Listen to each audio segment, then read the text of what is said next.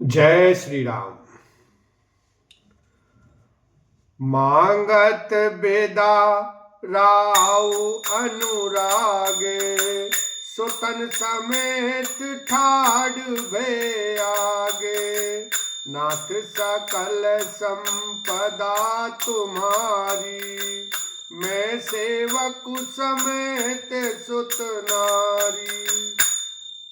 अंत में जब विश्वामित्र जी ने विदा मांगी तब राजा प्रेम मग्न हो गए और पुत्रों सहित आगे खड़े हो गए। वे बोले, हे नाथ, यह सारी संपदा आपकी है, मैं तो स्त्री पुत्रों सहित आपका सेवक हूं। करब सदा लर किन पर छोहु, दर्शन देत रहवे मुनि मोहु। अस कही राव सहित सुत रानी, परउ चरण मुख आव न बानी। हे मुनि, लड़कों पर सदा स्नेह करते रहिएगा और मुझे भी दर्शन देते रहिएगा। ऐसा कहकर पुत्रों और रानियों सहित राजा दशरथ जी विश्वामित्र जी के चरणों पर गिर पड़े। प्रेम विहल हो जाने के कारण उनके मुख से बात नहीं निकलती। दीनी आशीष बेप्र बहु भांति, चले न प्रीति रीति कही जाती। रामु सप्रेम संग सब भाई, आय सुपाई फिरे पहुंचाई।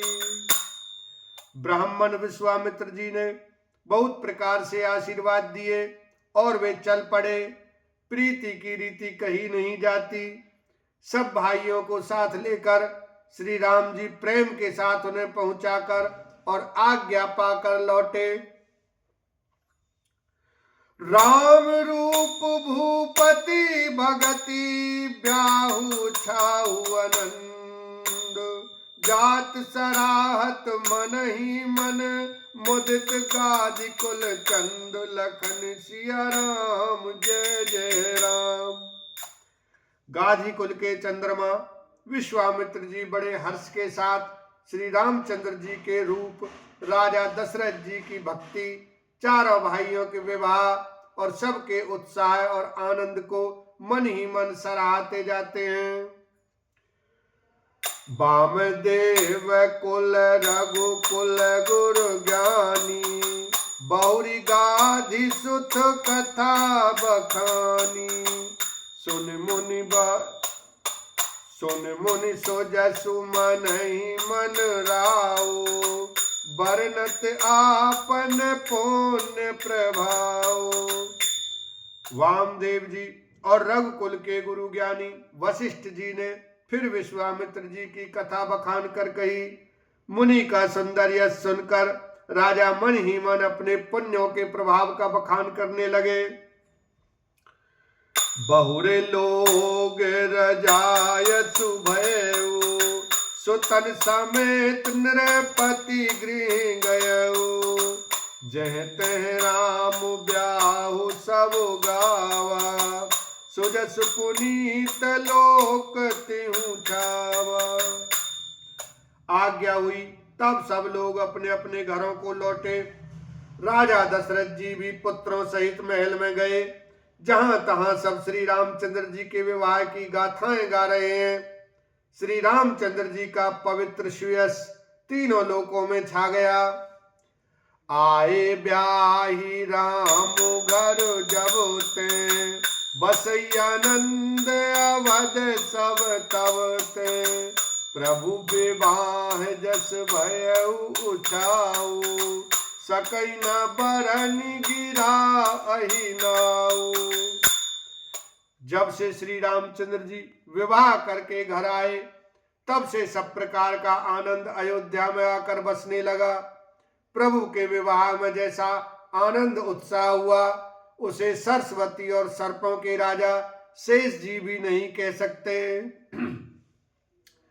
कवि कुल जीवन पावन जानी, राम सिय जसु मंगल खानी। तेहि ते मैं कछु कहा बखानी, करन पुनीत हेतु निज बानी।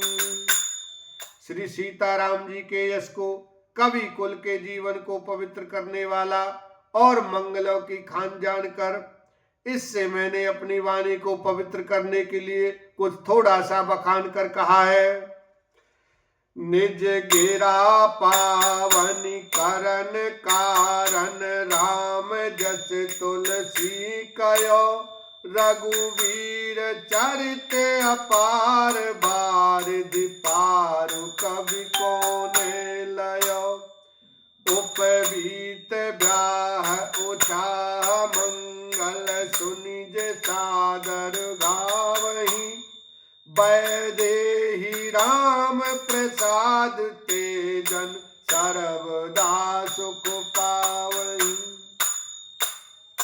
अपनी वाणी को पवित्र करने के लिए तुलसी ने राम का यश कहा है, नहीं तो श्री रघुनाथ जी का चरित्र अपार समुद्र है, किस कवि ने उसका पार पाया है। जो लोग यज्ञोपवीत और विवाह के मंगल में उत्सव का वर्णन आदर के साथ सुनकर गावेंगे, वे लोग श्री जानकी जी और श्री राम जी की कृपा से सदा सुख पावेंगे। जे सप्रेम गावई सुनई, सिय रघुवीर विवाहो, मंगलायतन राम जसु, तिन कहूँ सदा उठाओ, लखन सिया राम, जय जय राम।